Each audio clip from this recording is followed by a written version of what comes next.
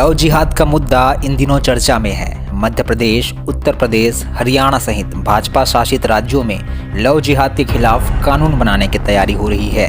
छत्तीसगढ़ के मुख्यमंत्री भूपेश बघेल ने इसे लेकर भाजपा पर निशाना साधा है।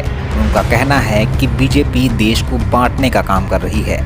बघेल ने बीजेपी के दिग्गज नेता मुरली मनोहर जोशी, आडवाणी और सुब्रमण्यम स्वामी का नाम लेते हुए कहा कि इन्होंने भी तो दूसरे धर्म में शादी की है, क्या ये भी लव जिहाद है? इसी तरह झारखंड सरकार ने भी दूसरे धर्म और जाति में विवाह पर 50,000 देने की घोषणा की है ताकि देश में एकता बनी रहे।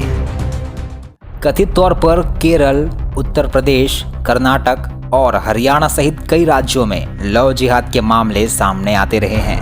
हालांकि कानून में लव जिहाद से जुड़ा कोई शब्द नहीं है, ना ही देश की किसी भी एजेंसी के पास यह डेटा है कि ऐसे कितने मामले अब तक दर्ज किए गए हैं। खुद सरकार ने संसद में कहा है कि लव जिहाद के तहत कोई केस किसी भी एजेंसी ने दर्ज नहीं किया है।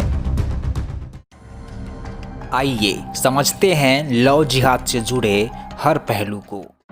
लव जिहाद को समझने के लिए हमें 10 साल पीछे चलना होगा। अक्टूबर 2009 में केरल कैथोलिक बिशप काउंसिल ने दावा किया था कि लगभग 4,500 लड़कियों को लव जिहाद का निशाना बनाया गया। वहीं हिंदू जनजागृति समिति का आरोप था कि अकेले कर्नाटक में ही 20,000 लड़कियों का धर्म परिवर्तन किया गया है। लव जिहाद अचानक से चर्चा में क्यों? राष्ट्रीय राजधानी दिल्ली से सटे फरीदाबाद में 27 अक्टूबर 2020 को दो युवकों तौसीफ और रेहान ने एक गैर मुस्लिम लड़की का कार से अपहरण करने की कोशिश की। लड़की द्वारा इसका विरोध करने पर आरोपी युवक तौसीफ ने उसकी गोली मारकर हत्या कर दी।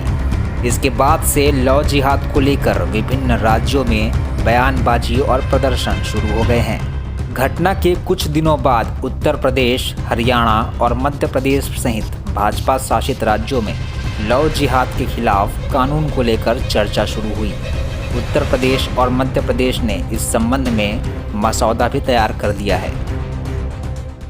लव जिहाद का शब्द आया कहां से? 2008 से पहले लव जिहाद शब्द कभी सुना भी नहीं गया था।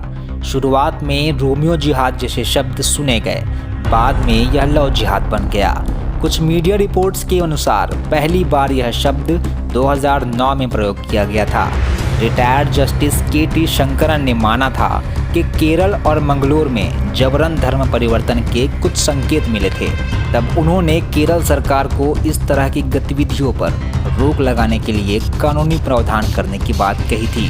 कोर्ट ने यह भी कहा था कि प्रेम के नाम पर किसी को धोखे या उसकी मर्जी के बगैर धर्म बदलने के लिए मजबूर नहीं किया जा सकता। देश में इससे जुड़ा क्या कानून है? भारत में दो अलग अलग धर्मों के लोग विशेष विवाह अधिनियम 1954, हिंदू धर्म के लोग हिंदू विवाह अधिनियम 1955 और मुस्लिम धर्मावलंबी मुस्लिम परंपराओं के अनुसार शादी कर सकते हैं। गलत एफिडेविट देने, उम्र या धर्म छिपाने, वैवाहिक स्थिति छुपाने जैसी गलत जानकारी देने पर भारतीय कानूनों के तहत सजा का प्रावधान है।